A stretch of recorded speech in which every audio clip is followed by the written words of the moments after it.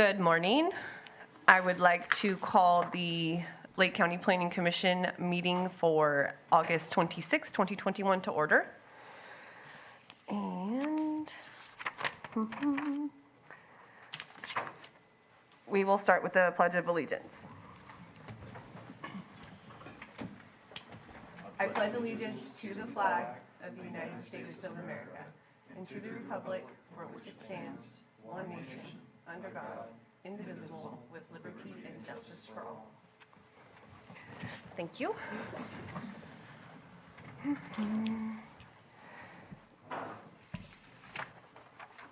We need to have a consideration of approval from the minutes from the July 22nd, 2021 Planning Commission meeting. Madam Chair, Please. I move that the commission approve the minutes of the July 22nd, 2021 Planning Commission meeting. I second. All in favor? Aye. Aye. All opposed? Next, we'll have consideration of approval from the minutes of the August 12th, 2021 Planning Commission meeting. Madam Chair, I would like to consider the approval of minutes from the August 12th, 2021 Planning Commission meeting. Second. All in favor? Aye. All opposed? Okay, and we will open it up for citizens' input. Anybody wish to speak on any items that are not currently on the agenda?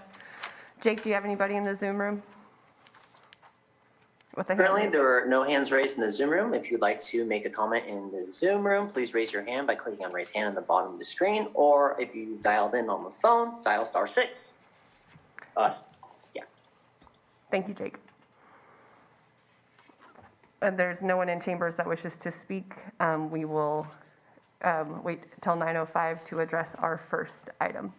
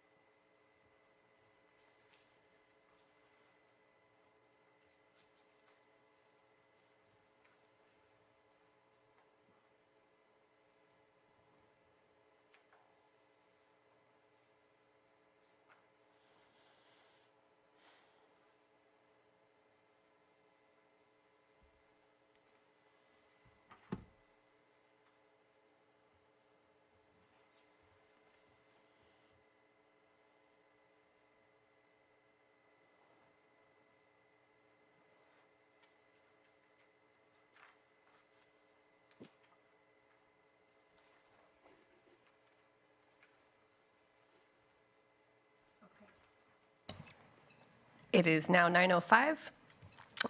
Item number 1 is a public hearing to consider a parcel map PM 21-01 to divide a 6.57 acre property to create 2 new parcels and consideration of a categorical exemption to Sequa. Applicant owner is Castlewood Estates LLC.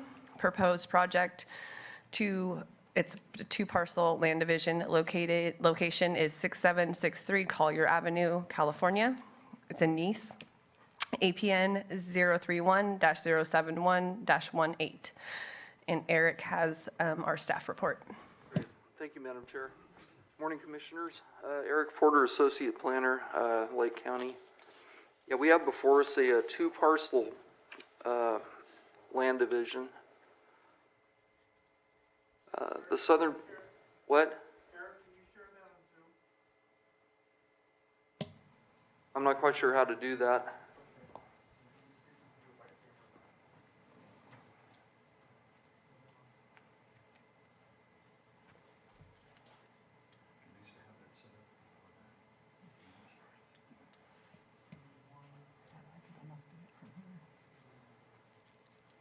I'm sorry, are you trying to share the screen, Eric? Well, they're asking me to put it on Zoom, but I'm not quite sure how to do that. Okay, here's, hold on one second. You should have received a pop-up.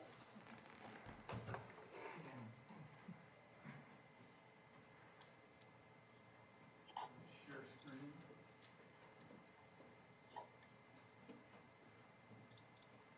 Oh, he's not on Zoom. Okay, stand by. This will take a minute. Do you want, okay, you got it?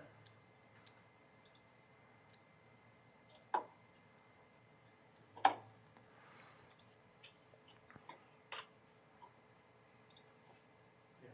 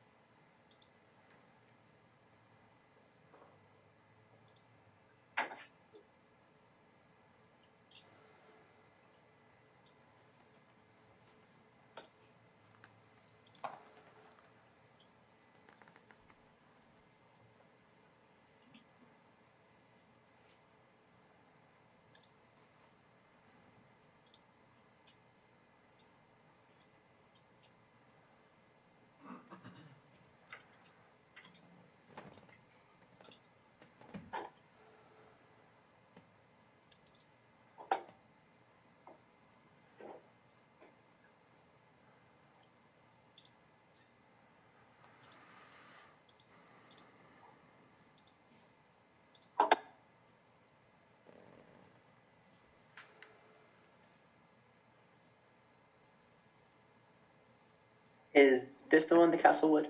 I think that's it. Castlewood. Thank you, Jake. All right, thank you for the patience. Should be ready to go. Thank you. Great, thanks.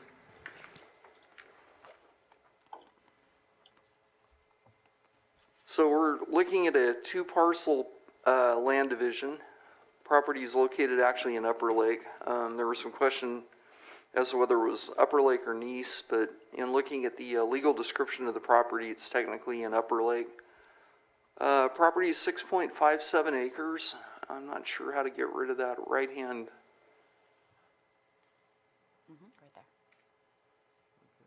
The parcel is half developed. The southern part has a manufactured home park on it, and it's fully contained within the property. The northern portion contains a walnut orchard.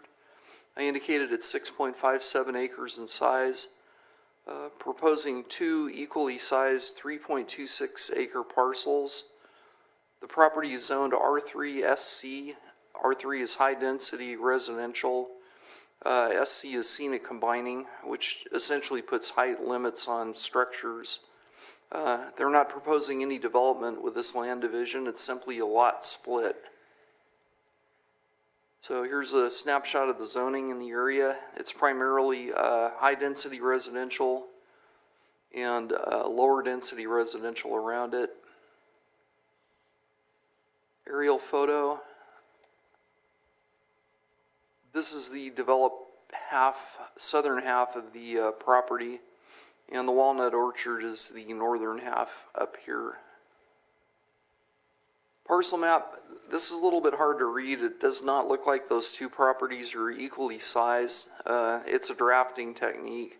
There's actually cut lines on it in order to fit the entire property within the borders of the property lines, and they are in fact equally sized, even though it doesn't look like it on this map. So, in order to approve a land division, we have to look at compliance with the general plan, the applicable area plan, and certain parts of the zoning ordinance. That would apply to the R3 zone, the scenic combining district, and Chapter 17 of the county code, which is the subdivision ordinance for dividing land. We found it was compliant with the general plan, the applicable portions of it, primarily for high-density residential. It's compliant with the Upper Lake Nice area plan, the portions that are applicable. The density is appropriate for the R3 zoning district. And again, no development's being proposed, so there's no need to look at future development at this point in time. They're allowed to have lots that are 3.2 acres in size as they're proposing. Scenic combining is not affected because there's no new development being proposed. And we found that the parcel map totally complies with the requirements within Chapter 17 of the county code. So compliance with Chapter 17 is probably the more lengthy part of dividing land. We have to look at 17.6, a tentative map, 17.7, statements that are required to be on the map, 17.22, which is right-of-way dedications if they're required, 17.23 looks at the individual lots, 17.24 requires any easements to be shown on the map, 17.27A addresses Quimby Park fees that are applicable with residential land divisions, and 17.28 looks at potential improvements that might be needed. Sequa, there was no land disturbance occurring with this. We felt it was categorically exempt from a Sequa analysis, and so consequently we're recommending that the Planning Commission adopt a categorical exemption under Section 15.315, small land divisions within Sequa. And we're recommending that the Planning Commission approve parcel map PM 2101 and adopt the categorical exemption to Sequa. And with that, I'll answer any questions if you have any questions about this. Thank you, Eric. Does anyone on the commission have any questions or comments before we open it up to the public? Okay. We'll go ahead and open it up for public comment. If anyone wants to speak on this item in chambers, feel free to approach the podium. Jake, do we have any hands raised in the Zoom room? Yes, we currently have one hand raised in the Zoom room. Floor is yours. Just be sure to state your first and last name. All right, Vance, I see your hand raised. I have given you permission to speak. Looks like you're unmuted. Good morning, Commissioners. My name is Vance Ricks, and I am the applicant on this minor subdivision that's in front of you today. And if you had any questions or concerns, I will be listening online, and I can hopefully answer them for you. Thank you.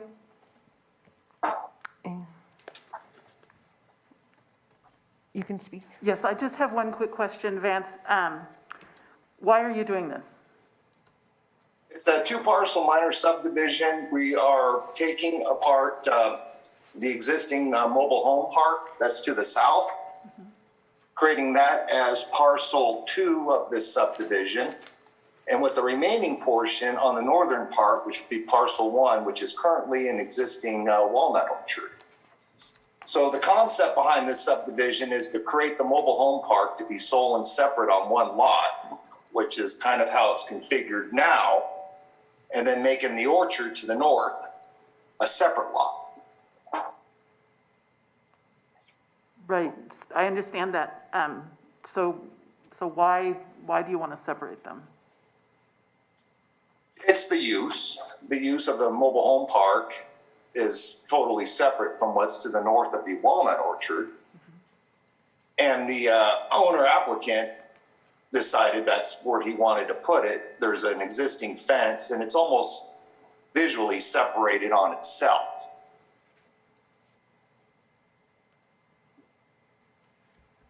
So you just want to create different parcels, you just want to separate them? That is correct, yes. We're basically separating the mobile home park from the orchard.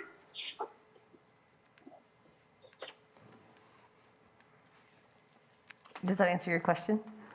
Well, I assume that, the reason we usually do that is so that you can sell one or, change the ownership in some way. I was just wondering if I was missing something. None of that is planned at this moment, ma'am. Thank you. Okay, is there any other hands in the Zoom room, Jake, before we close public comment?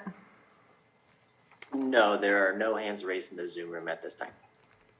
Okay, I will go ahead and close public comment and bring it back to the commission. Any other questions or concerns, or is someone prepared to make a motion? I have no questions. I'm prepared to make a motion on this. I move that the Planning Commission find, on the basis of the environmental review undertaken by the Planning Commission and no mitigation measures were added to the project, that the parcel map PM 21-01 as applied for by Castlewood Estates LLC on property located at 6763 Collier Avenue, Upper Lake, APN 031-071-18, will not have a significant effect on the environment, and thereof recommend the Planning Commission approve the proposed categorical exemption per Sequa section 15315 with the findings listed in the staff report dated August 26, 2021. Second? Okay, it's been moved and seconded. All in favor? Aye. Aye. Aye. Aye. All opposed? Motion carries. I further move that the Planning Commission find that the tentative parcel map PM 21-01 as applied for by Castlewood Estates LLC on property located at 6763 Collier Avenue, Upper Lake, APN 031-071-18 is in conformance with the provisions of the Subdivision Map Act and Chapter 17 of the Lake County Code and the Lake County Zoning Ordinance, and upon that basis approve said map subject to the conditions and with the findings listed in the staff report dated August 26, 2021. I'll second. Okay, moved and seconded. All in favor? Aye. Aye. Aye. All opposed? Motion carries.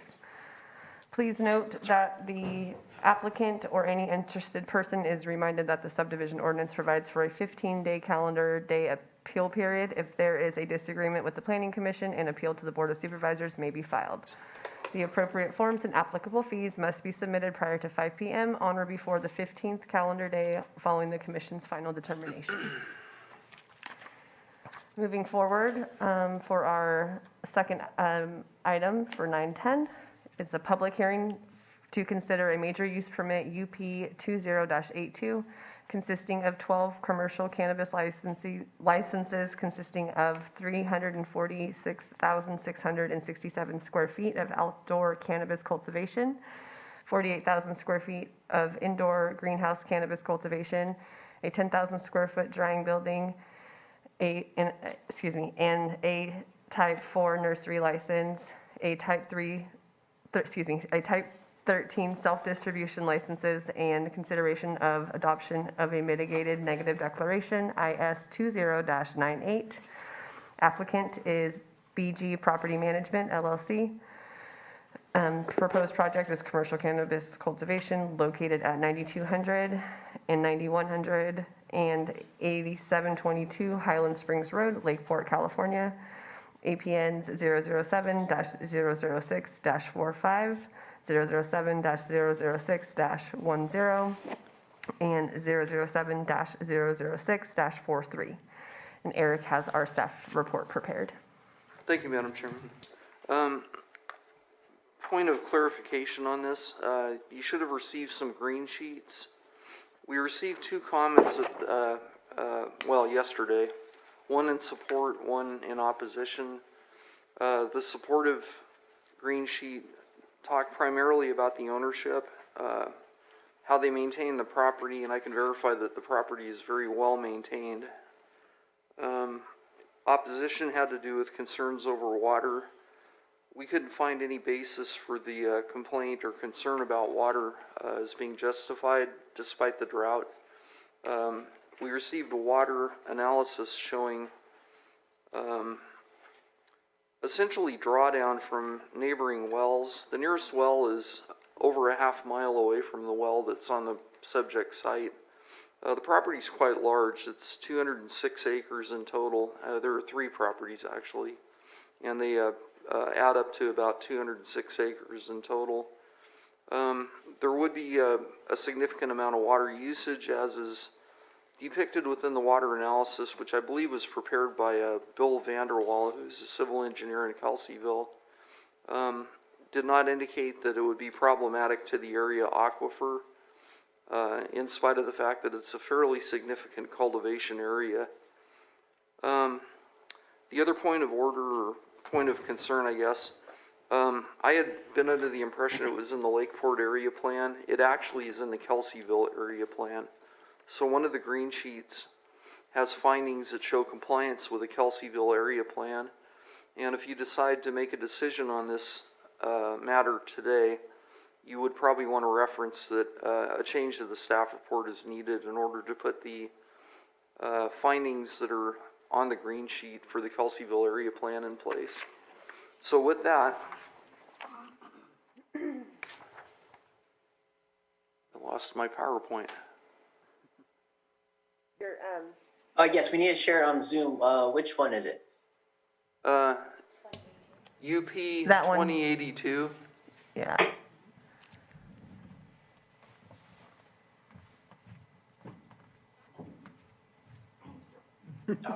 All right. Okay, so as I indicated, the entirety of the site is about 206 acres in size. It's a very big property. Parts of it are very hilly. It's extremely scenic. The views from the house are spectacular. It's a very well-maintained lot. It's zoned RL, B5, WWSC, which is rural lands. B5 is frozen, meaning they can only subdivide it to an extent, and they don't have any plans to further subdivide that I'm aware of. Waterway indicates that there's some kind of a water feature that's on the site, probably a creek. Was not visible from the cultivation site or from the proposed building site. Scenic combining limits heights of new buildings. That would apply to the 10,000 square foot drying building. If it's within a scenic combining, they're limited to a certain height, which I believe is 15 feet for a non-habitable structure, but no imminent development is occurring at the moment. They'd have to come back with the plans for the metal building. So they would have a height limitation due to the scenic combining overlay on that property. Cannabis cultivation is allowed under Article 27, Subsection AT of the zoning ordinance in the RL district. The chairman indicated what sizes are being proposed, which are at the bottom of this slide. There was some outdoor, primarily outdoor. There was also just over an acre of indoor cultivation, and the 10,000 square foot drying building would be considered as cultivation area for taxing purposes. Here are the properties. They do have to go through BLM land. We've encountered this before. The road that leads to the property is actually through the middle of the BLM land. So we have a template that they would need to sign, and it's essentially a waiver. Since cannabis is a Schedule I narcotic at the federal level, they would need to sign the waiver in order to protect the county. That is not included in the conditions of approval, but it needs to be added as one of the conditions, since they in fact do have to pass through federal land. And they are applying for a A Type 13 self-distribution license so they can transport to and from the subject site, bringing new plants onto the property and bringing processed product off of the property. The way the lot's laid out, when you come onto the site, there's a fairly significant grade that you have to go up, but it's not lengthy. CAL FIRE has certain road requirements, including it has to be more than a mile away from a public road. And in this case, it is less than a mile away from the public road leading to the site, Highland Springs Road. So they're compliant with the distance requirement. They would have to do some on-site improvements to the driveway. It doesn't exceed the slope that CAL FIRE requires, which is 16%. It's slightly less than that. They would need to widen it some. It doesn't appear just visually that it would rise to the level of requiring a grading permit. The road is actually already in place. It just needs to be widened in a few areas leading to the building site, which is in Area B. The house is located in Area B. If you continue on, it goes downhill to a flattened out area that's already devoid of shrubs, trees, etc. They were issued early activation for Area A, and they have, I would guess, probably 2 acres of plants in the ground when we went out there and observed it. Water analysis. This is a big deal. It's becoming more of a big deal as the drought continues. There was an analysis done. It was submitted recently. It's dated August 4th, 2021, prepared by Vanderwall Engineering, who's a civil engineer. The well test shows 70 gallons per minute. The well is drilled to a depth, I think it's actually more than that, but anyway, it's no less than 300 feet down. The analysis concluded that the aquifer depth is 387. And there was adequate water to serve the project. And the nearest neighboring well is over a half a mile away from the subject well. Here's a picture of the cultivation area. As I mentioned, the site is very well maintained. It's extremely clean.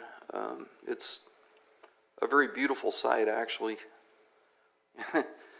And I kind of got a kick out of this. They had spray painted the handicap parking on dirt, so it's going to have to be improved, but this is just an indicator of where the handicap parking would be located. And so if you're looking at the cultivation site, the handicap space is actually over here, off the slide.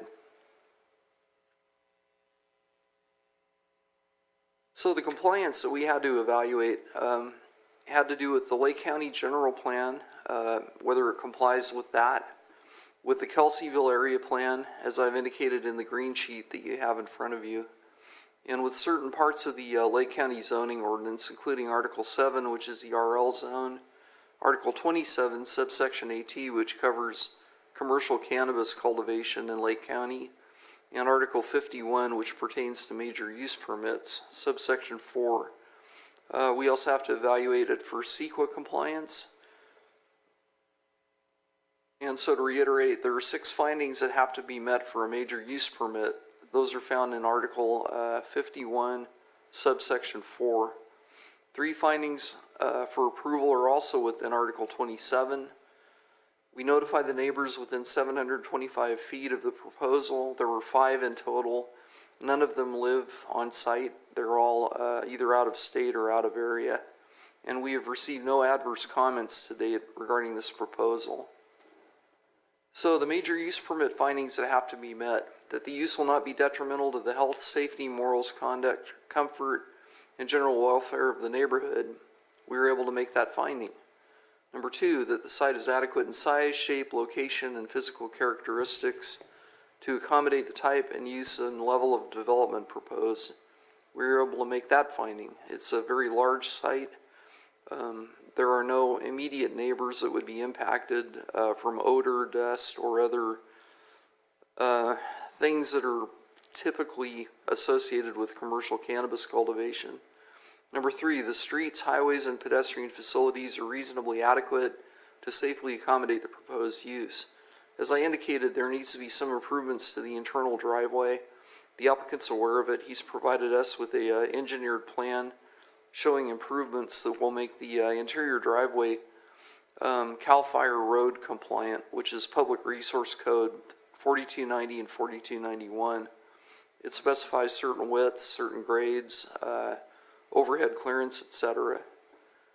Number 4, that there are adequate public or private services, including but not limited to fire protection, water supply, sewage disposal, and police protection. Property is served by Lakeport Fire, I believe, and by CAL FIRE. It is remote. It's on the border of the Mendocino County line. However, Highland Springs Road is a fairly substantial road that CAL FIRE would be able to negotiate to serve it with fire protection. Water I've touched on briefly. Sewage disposal, they would need to add a new septic system, as I understand it, for the ADA restroom that would be inside of the 10,000 square foot drying building. And given the size of the property, there would be no problem with them adding a second septic system if they in fact need it. And then finally, police protection would be provided by the Lake County Sheriff's Department. Number 5, the project is in conformance with the applicable provisions of the code, the general plan, and any approved zoning or land use plan. And in this case, that would be the Kelseyville area plan. So we found that it complied with Article 27, subsection AT of the code, Article 51.4, which is major use permit findings for approval, this being one of them, and the other applicable documents that we would apply against this, including the general plan and the Kelseyville area plan. And finally, the no violations of chapters 5, 17, 21, 23, or 26 exist on the property. There were no documented violations whatsoever. So subsection 27 has 3 findings that have to be made. Number 1, the use complies with the development standards in Article 27 with the exception of the water situation. And in this case, they've demonstrated that they have adequate water supply for the property in spite of the drought. Number 2, the applicant is qualified to make the application. The applicant is Brian Brown. He has passed the live scan background check. He is qualified to make this application. And number 3, the application complies with the qualifications for a permit found in Article 27 with the exception of the water situation. I think the reason I added that was because of the new ordinance number 3106 that was adopted by the board, and that simply requires a cumulative water analysis be provided. Mr. Brown has done that. He's met the requirements for submittal for water adequacy. Sequa, California Environmental Quality Act. We found that there are certain potential impacts that could result from this project that can be mitigated through mitigation measures. Has to do with aesthetics, air quality, biological resources, cultural, tribal, geological, soils, and noise. As far as aesthetics, there are no neighbors that can see the greenhouses because of how the lot is laid out. The cultivation areas are in the low part of the lot. There are no houses that are on neighboring lots that can see into the property. It's extremely isolated. And so there is a requirement for blackout screening in the event future people move onto the property. And again, this permit would be valid for 10 years. So it's quite possible that there would be new houses built in the vicinity, although given the 200-acre size of the property, it's very unlikely that they would be able to see the greenhouses to begin with. So regardless, we put a condition in requiring blackout screening so light wouldn't migrate outside of the greenhouses. Air quality, there are certain specific mitigation measures that are typically associated with commercial cannabis cultivation that have been added into this. Biological resources, the site's already been disturbed. It's unlikely that any potential biological resources will be disturbed by this project. However, based on the bio study and survey that we received, the biologists made several recommendations that are actually incorporated as mitigation measures. Cultural tribal, we almost always add 2 requirements in the event that any relics, potentially significant artifacts, or human remains are discovered during site disturbance. In this case, the site's already been disturbed. It's unlikely, based on the cultural study that we received, that further significant artifacts, relics, or even human remains will be unearthed based on the minimal additional site disturbance that's needed. Geological applies to prehistoric, and again, that ties into the cultural tribal. If there are any prehistoric, potentially significant relics that are unearthed, they need to be treated by incorporating the archaeologists who did the initial survey and potentially the local tribe that serves that area, which I think is the Scotts Valley Pomo. I'd have to check in my notes. It's been a while since I've had a project in this specific area. And then finally, noise. That pertains to construction and post-construction potential noise sources, which is generally generators and heavy equipment that is needed to prep the site for what little site disturbance are needed in the future. So the recommendation of staff is to adopt the mitigated negative declaration ISMND IS 20-98 and to approve major use permit UP 20-82. And with that, I'll answer any questions if you have any.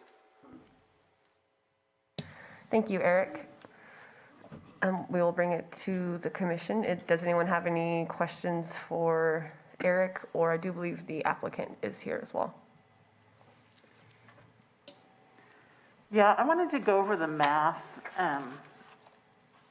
What is your spacing going to be for your plants? How many plants do you plan to have per acre? If you want to approach the podium and make sure you state your first and last name. Some of that's still to be determined. Can you- We received early activation. I don't want to cut you off. Can you say your first and last name? Oh, I'm sorry, Brian Brown. Thank you. Sorry.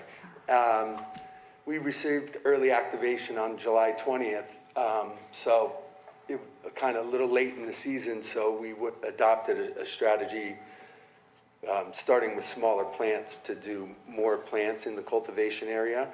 But in future years, I think what we would plan is somewhere between 600, maybe like 600 to 1,000 plants per acre, and kind of spaced in a 4x4 grid. So Okay. 4 foot off center. 4 foot by 4 foot. Yes, And if I understand correctly, it's 9.3 acres of outdoor canopy, is that about right? correct. Okay, so I was just doing the math on that, and it looks like you have a well that's producing 55 gallons per day. 55, I'm sorry. like 70 gallons per minute. Per minute, okay. Yeah. So our report here says, I think 55 gallons per minute, and that's what the well test showed. So I just wanted to run through the math on that.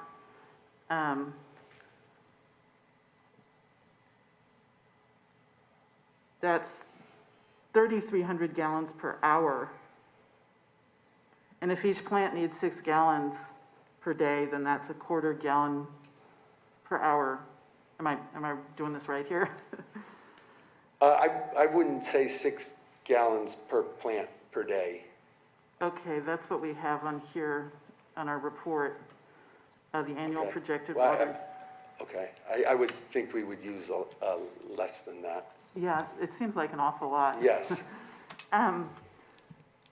But if you do use that figure, that comes out to 13,750 plants that would be supported by this well. So even if it were 3 gallons, that would be 27,400 plants. So I'm just concerned that you're not gonna have enough water. well, if we do, let's say 600 plants per acre, Yeah, and, times 9.3. Yeah, that's 5,500. Yeah, that's much better. right, and then I think reevaluating things as we're doing it now, I don't anticipate using more than maybe a gallon to 2 gallons per plant per day. So I think that, so that, I think it's doable. yes, Okay, yeah, I'm just learning about this cannabis production, so bear with me. yes. I had a couple other questions, if that's all right. I feel like if you want to address the applicant with your questions, and then we'll open it up for public comment. Okay, that'd be great. You stated that you would bring in organic fertilizers. Correct. So by organic, do you mean just organic matter, or do you mean OMRI-approved The way products? that we feed is typically through, or exclusively actually through like organic compost teas that we mix into a feeding tank and agitate and feed through the drip irrigation system. Right, and so by using the term organic, do you mean that those substances will all be OMRI-approved? Correct, 100%, yes, of course. And are you planning to add any other organic matter, or, I'm seeing people bring in a lot of topsoil in these operations. Right, and no, we don't plan to, no. If we did, it might be some compost, but, some organic compost, but that would basically be the extent of it.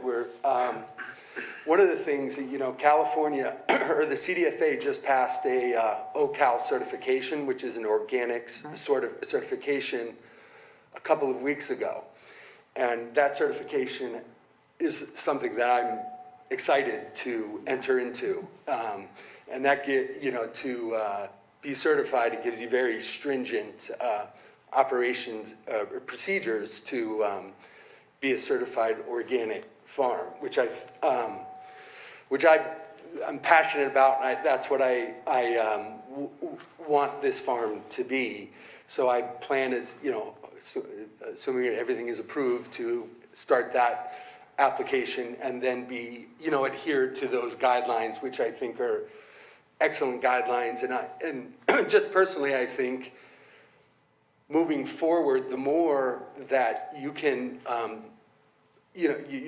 with an organic certification, I feel like cannabis consumers will appreciate that and value that, and that's how I've always cultivated. And so, I will hopefully get it. I'm going to plan to enroll and apply for that certification and meet all of the guidelines to be a certified OCal's the name of the program, Organic Farm.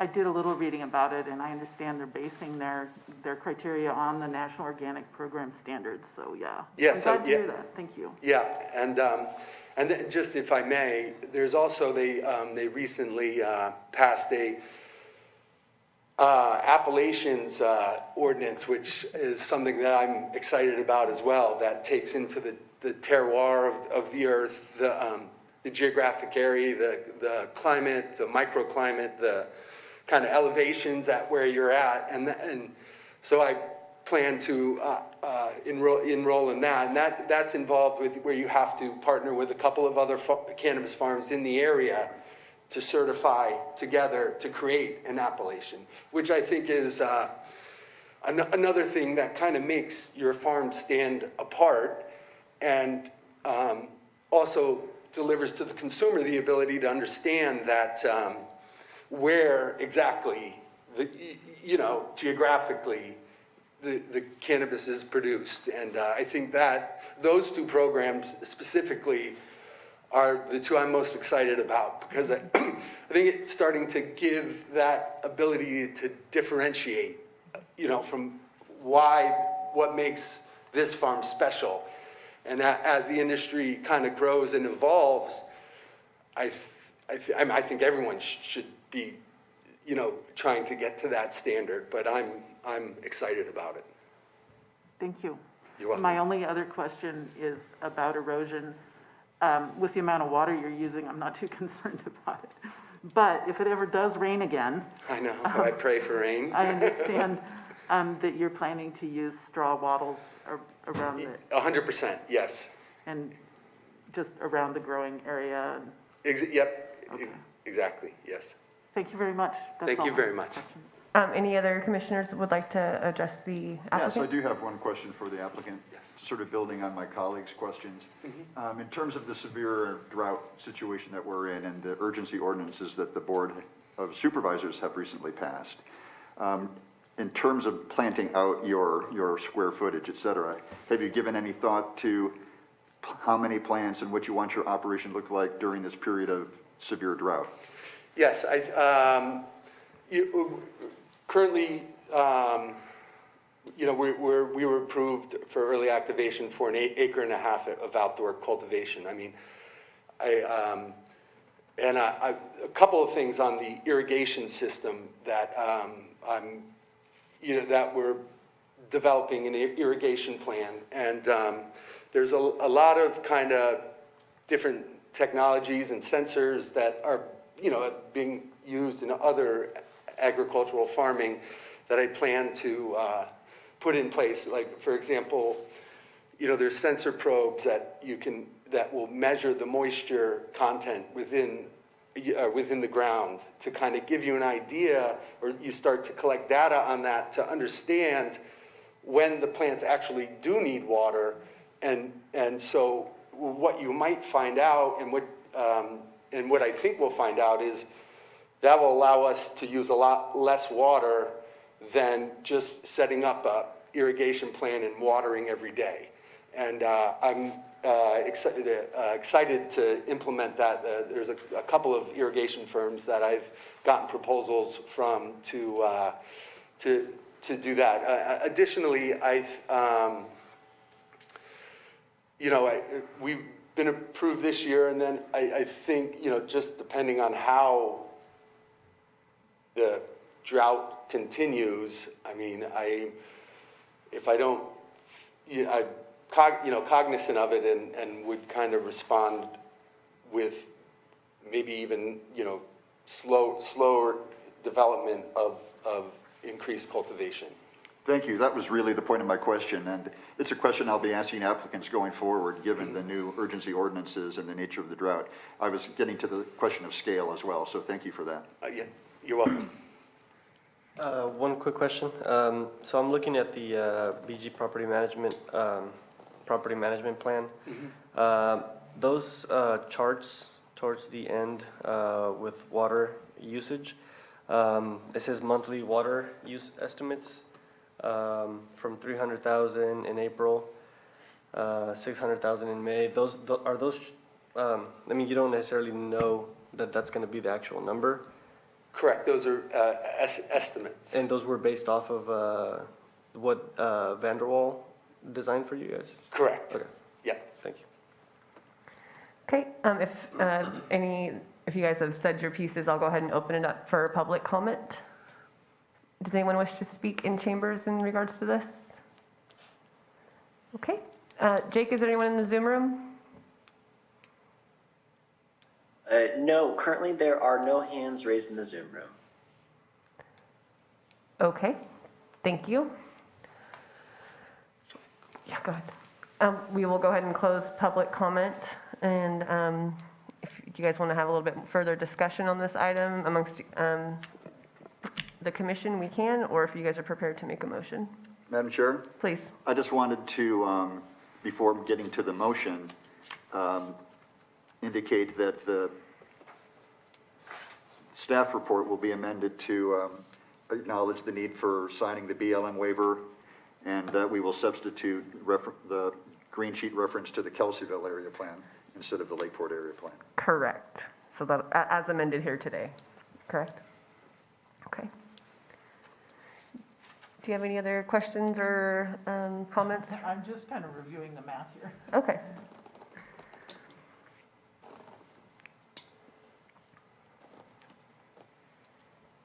Did you want a few more minutes? Actually, I have one more question for the Yeah, applicant, please. or for Eric, whoever can answer. So they said that the property has some waterways. Are those natural springs or creeks going through? If you could just have to approach the mic, and please just tell us your first and last name again. Yes. Thank you. Brian Brown. There is a a seasonal pond and a year-round pond as well.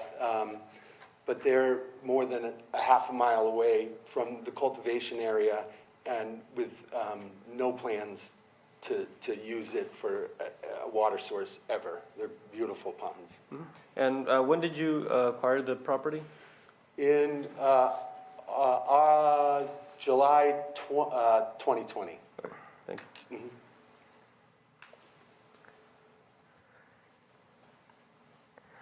I'm not sure if I closed public comment, but I'm going to go ahead and close it again and bring it back to the commission. I'm prepared to make a motion. Please. I move that the Planning Commission find that the initial study IS 20-98 applied for by BG Property Management LLC on property located at 9200, 9100, and 8722 Highland Springs Road, Lakeport, and further described in the motion, will not have a significant effect on the environment, and therefore a mitigated negative declaration shall be approved with the findings listed in the staff report dated August 26, 2021, and is amended here today. I second. Motion's been moved and seconded. All in favor? Aye. Aye. All opposed? Okay, Madam Chair? please. I move that the Planning Commission find that the major use permit UP 20-82 applied for by BG Property Management LLC on property located at 9200, 9100, and 8722 Highland Springs Road, Upper Lake, and further described as APN, and further described in the motion, does meet the requirements of section 51.4 of the Lake County zoning ordinance, and the major use permit be granted subject to the conditions and with the findings listed in the staff report dated August 26, 2021, and as amended here today. Commissioner Hess, if I may, it is in Lakeport, Okay. not Upper Lake, just to be corrected. So there's a motion on the floor. Do we have a second? I second. Okay, all in favor? Aye. Aye. All opposed? Motion carries. Please note that the applicant or any interested person is reminded that the zoning ordinance provides for a 7 calendar day appeal period. If there is a disagreement in the Planning Commission's decision, an appeal to the Board of Supervisors may be filed. The appropriate forms and applicable fees must be submitted prior to 5 p.m. on or before the 7th calendar day following the Planning Commission's determination. Thank you. Thank you. Moving on to our untimed staff update. Thank you. Thank you, Madam Chair. Good morning. Good morning. David Bosch, Management Partners, Consultant to the County. It's my pleasure this morning to introduce our newest planner to the Planning Commission. Ms. Laura Hall's here in the chambers. Hi, good morning. Laura Welcome. is a resident of Lucerne, has been for quite some time, and she comes to the county with over 18 years of experience, both in the private sector as well as serving public agencies. So we're very excited to have her on staff. Welcome aboard. Yep, Thank great to have you. Excellent. Okay, is anything further from staff or anyone? Okay, thank you so much, and meeting's adjourned.